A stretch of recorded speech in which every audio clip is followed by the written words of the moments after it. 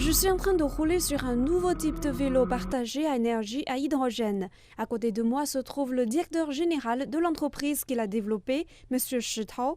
Pour faire avancer un vélo comme celui-ci, vous n'avez pas besoin de beaucoup d'efforts parce qu'il est doté d'un moteur.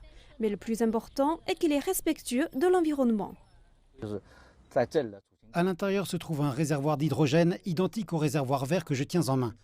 Il libère l'hydrogène dans ce boîtier électrique qui produit de l'électricité et entraîne le moteur. L'ensemble du processus est sans émission et sans pollution. Cette zone est bien plus qu'un simple lieu propice à la pratique du vélo. Elle vise à devenir la Silicon Valley de l'énergie à hydrogène. Cette zone de 48 km² située dans la ville de Danzhou relevant de la ville de Foshan dans la province du Guangdong est appelée la vallée de l'hydrogène de Shenhu. Dans les rues, vous pouvez trouver des voitures balais à énergie et à hydrogène, des stations de ravitaillement à hydrogène et bien sûr des vélos partagés. À l'heure actuelle, plus de 40 organisations liées à l'hydrogène sont installées ici, produisant des produits liés à l'hydrogène et menant des recherches scientifiques dans ce domaine.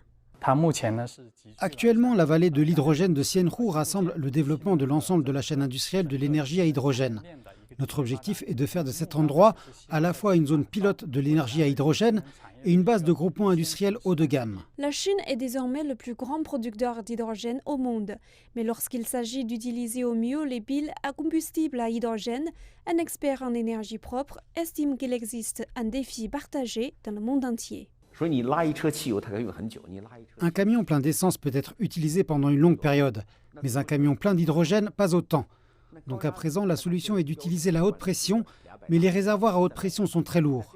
Il est donc difficile de résoudre le problème du coût si l'hydrogène version gaz est utilisé comme vecteur énergétique.